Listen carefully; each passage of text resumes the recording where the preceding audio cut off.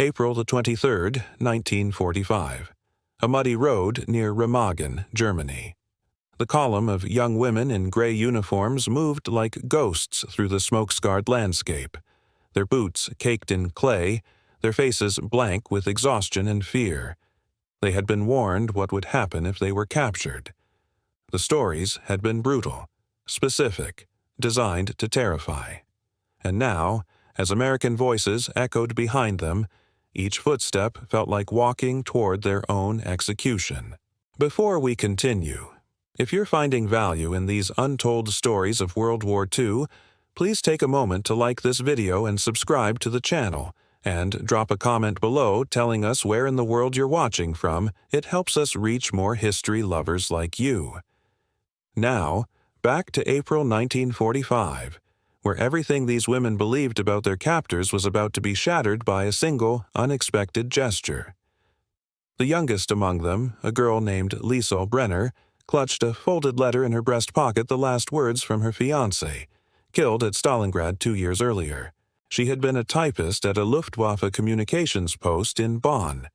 She had never fired a weapon, never seen the front lines, but she wore the uniform, and to the Americans advancing through Germany's collapsing infrastructure, that was enough. When the order came to surrender, she and 43 other women from her unit had been rounded up alongside the men. No distinction, no mercy expected. And in that moment, watching the American soldiers approach with rifles slung across their shoulders, she realized that everything she had been told about this war, about honor, about the enemy, about survival, had been a lie. Germany, in the spring of 1945, was a nation in freefall. The Reich that had once stretched from the Atlantic to the gates of Moscow was now a shrinking pocket of rubble and denial. Allied forces were closing in from all directions. The Red Army hammered from the east, vengeful and relentless. The British and Americans drove from the west, their supply lines so robust that frontline troops received hot meals and clean socks while German soldiers scavenged for scraps. The industrial heartland of the Ruhr had fallen. Berlin was encircled, and across the countryside, millions of soldiers and civilians alike were on the move, fleeing, surrendering, or simply collapsing where they stood. The women in this column had been part of the Luftwaffe's auxiliary corps, the Flakhelferinnen. They operated telephone switchboards, plotted radar tracks, and assisted anti-aircraft crews.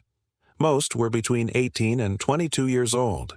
They had joined not out of ideology, but necessity. As the war dragged on and Germany's manpower reserves evaporated, the regime had mobilized everyone it could: students, clerks, secretaries. The youngest girl in the group, Frida, had been 16 when she was assigned to a flak tower in Cologne. She had watched the city burn from her post, night after night, until there was nothing left to defend. Now they walked in silence, flanked by American guards who looked just as young and just as tired. The road was littered with the detritus of retreat-abandoned helmets, broken wagons, the charred frames of vehicles that had run out of fuel and been torched. In the distance, smoke columns rose from towns that had been shelled into submission. The smell of burning wood and oil hung in the air, thick and acrid. Every few kilometers they passed German civilians standing by the roadside, watching the procession with hollow eyes. No one waved, no one spoke. The war had stolen even the language of farewell. Private Jack Peterson, a 20-year-old from a farm outside Akron, Ohio, marched alongside the column with his rifle resting loosely on his shoulder. He had been in Europe since D-Day, had fought through the hedgerows of Normandy, the frozen hell of the Ardennes, and now this escorting a group of frightened girls who flinched every time he came too close. He had been told to expect fanatics, true believers ready to fight to the last breath. Instead, he saw exhaustion. He saw hunger. He saw his younger sister's face reflected in theirs. When one of the women stumbled Frida, though he didn't know her name yet, Peterson moved without thinking. She recoiled as he reached for her arm, her eyes wide with terror. But his grip was gentle, steadying. "Easy," he said, his voice low and calm. She didn't understand the words, but the tone was unmistakable. It wasn't cruelty, it wasn't violence. It was something she hadn't expected to find in the hands of the enemy. Humanity. Liesel watched the exchange from a few steps behind, her mind reeling. The propaganda leaflets had been explicit. The radio broadcasts had been relentless. American soldiers, they had been told, were savages lawless, godless, intent on humiliation, and worse. Yet here was one of them, helping a German prisoner to her feet as if she were a person, not a prize of war. The dissonance was almost too much to process. Everything she had been taught demanded that she fear this moment. But fear, she was beginning to realize, was not the only thing she felt. By noon, the column reached the outskirts of a village that no longer had a name. The church bell lay shattered in the square, split by shrapnel. The houses were roofless, their walls blackened by fire. The air smelled of wet ash and decay. The Americans called a halt, and the women were allowed to sit by the side of the road while the guards opened their ration boxes and began to eat. Liesel's stomach clenched at the sight of food, real food, not the watery soup and sawdust bread they had been surviving on for weeks. Then something unexpected happened. A truck pulled up, and an American sergeant began distributing rations to the prisoners. Bread, canned beans, a tin cup of water. Liesel stared at the bread in her hands as if it were a mirage. One of the women refused at first, convinced it was poisoned or a trap. But when she saw another prisoner take a bite and nothing happened, she reached out with trembling fingers and accepted it. The bread was dry, coarse, and tasted like nothing she had ever wanted more. She chewed slowly, savoring each mouthful, her eyes welling with tears she couldn't explain. Frida sat beside her, sharing her own ration in silence. Around them, the other women did the same, eating, weeping, or simply staring into the distance with expressions caught between relief and disbelief. Private Frank Dwyer, a 22-year-old from Brooklyn, walked over with 2 small cans of beans. He held them out to Liesel and Frida, pointing to his mouth. "Beans," he said, as if the word itself were a peace offering. The women hesitated, then took them. Dwyer smiled a brief, shy smile and walked away without waiting for thanks. Liesel watched him go, her mind churning with questions she couldn't yet articulate. Why would an enemy show kindness? Why would a victor share his food with the conquered? That night, the column camped in an open field under a sky streaked with distant flares. The Americans set up tents for themselves, while the German women slept on the ground, wrapped in thin blankets that barely kept out the cold. Liesel lay awake, staring up at the stars. She could hear the American guards talking in low voices, their words incomprehensible but their tone strangely familiar, tired, homesick, human. One of them lit a cigarette, and for a moment, the orange glow illuminated a face that could have belonged to any boy from any village in Germany. He looked no older than her brother, lost somewhere on the Eastern Front. The thought made her chest tighten. Somewhere in the darkness, a wounded horse cried out, its voice echoing across the fields. Liesel closed her eyes and thought of home, of her mother's kitchen, of the smell of bread baking on Sunday mornings, of the life that had existed before the sirens and the bombs. She wondered if that world still existed anywhere, or if it had been burned away like everything else. When dawn came, the march resumed. The road ahead stretched toward the new camp at Remagen, where barbed wire and wooden posts marked the boundary between captivity and an uncertain future. The women rose slowly, brushing mud from their coats, their faces pale but determined. They didn't speak much. There was nothing left to say. The war had taken their words, their certainty, their ability to believe in anything beyond the next step forward. But something had shifted in the night. The fear was still there, coiled tight in their chests. But it was no longer the only thing they felt. Somewhere between the bread and the kindness, between the exhaustion and the silence, a crack had opened in the wall of propaganda they had lived behind, and through that crack a single, undeniable truth was beginning to seep in. The enemy was not what they had been told. By the second day, the landscape had changed. The roads were quieter, the distant rumble of artillery fading into memory. The column passed through villages where white sheets hung from windows makeshift flags of surrender. In one town, a group of children stood by the roadside watching the prisoners with wide, uncomprehending eyes. An old woman clutched a photograph to her chest, her lips moving in silent prayer. The war was ending, but its scars were everywhere, written in rubble and silence and the hollow stares of those left behind. The Americans moved with the weary efficiency of men who had been marching for months. They didn't shout, they didn't threaten. They simply walked, rifles slung, eyes forward, their faces etched with exhaustion. Peterson hummed quietly as he walked an old tune his mother used to sing while hanging laundry in their Ohio backyard.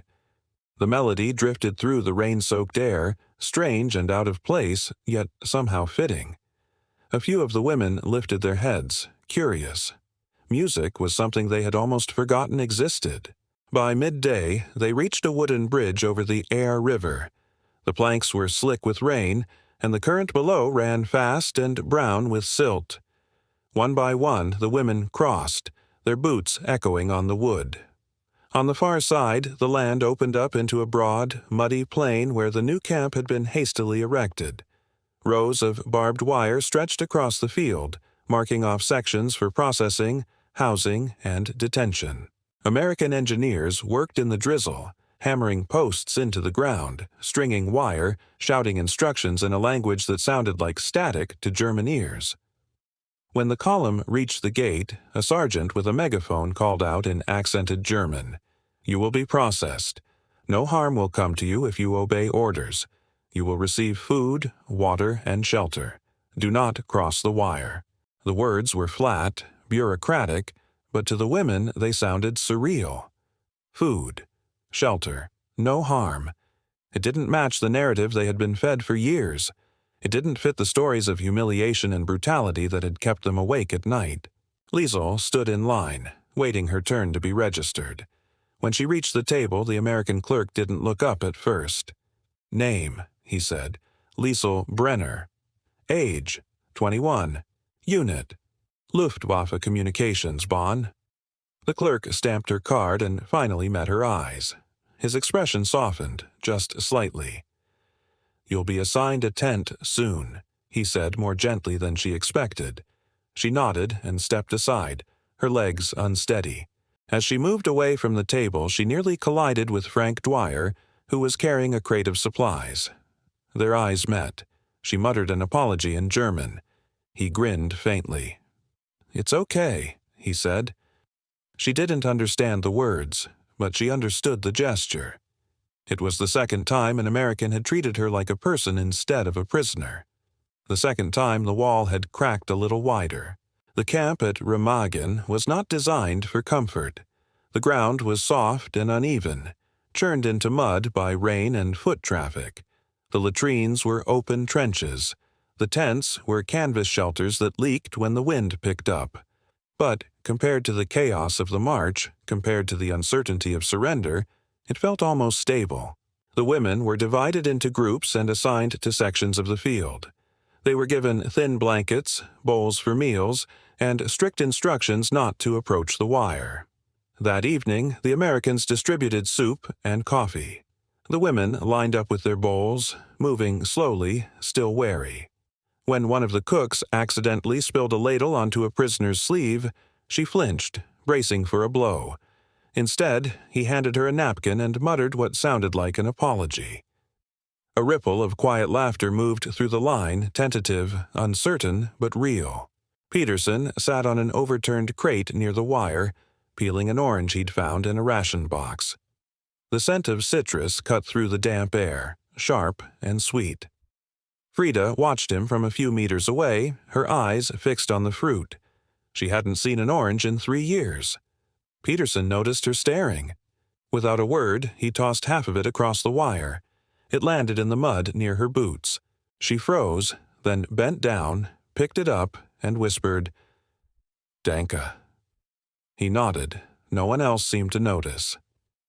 Later, as the sun dipped low and the camp settled into evening quiet, a group of women gathered near the fence, warming their hands over a small fire made from twigs. They spoke in low voices about the Americans, their accents, their strange habits, the way they chewed gum and listened to jazz on crackling radios.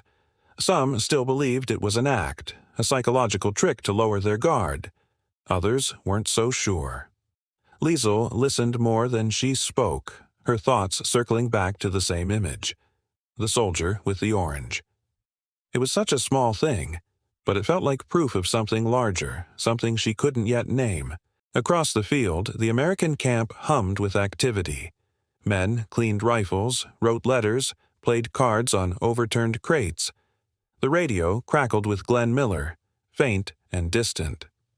Peterson sat beside Dwyer near a jeep, both staring at the horizon. "You ever think about them?" Dwyer asked. "The prisoners."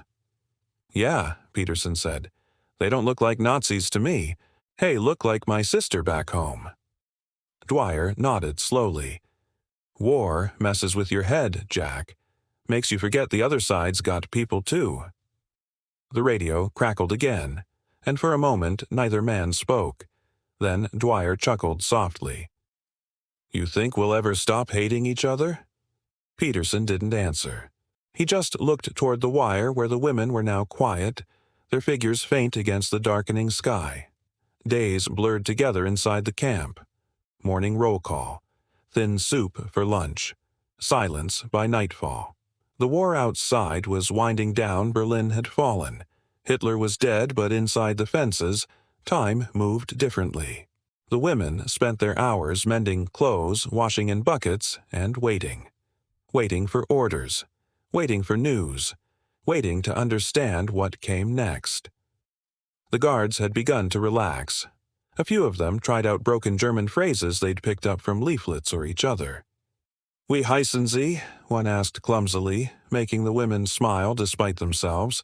It wasn't friendship, not yet, but it was no longer pure fear. The line between enemy and human was beginning to blur. Peterson often took morning watch.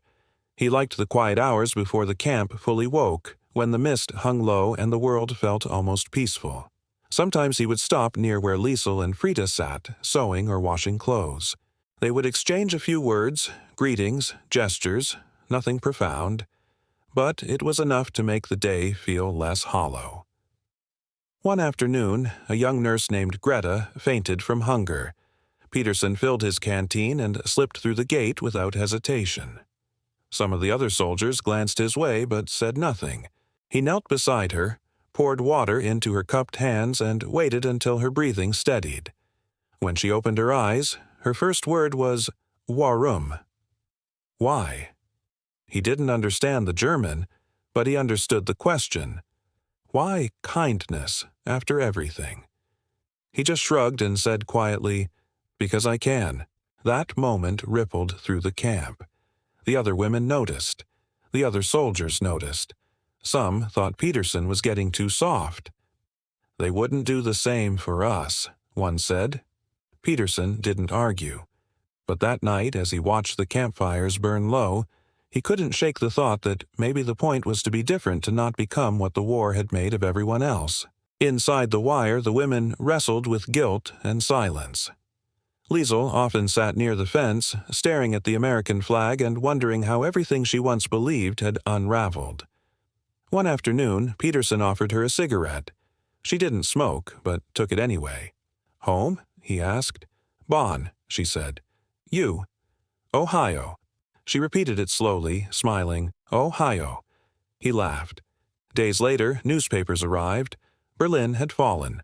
The war was over. Some cried, others just stared. That evening, the camp felt strangely still. "Tomorrow," Peterson said. "Maybe home." "Maybe," she replied. When release orders came, Liesel turned to Peterson. "Goodbye," she said. "Auf Wiedersehen," he answered. As the truck rolled away, she let her release card drift into the wind. By the Rhine, weeks later, she remembered him the enemy who'd shown her kindness. War had taught her to hate. Peace taught her to see. Real peace begins when we choose to see each other again.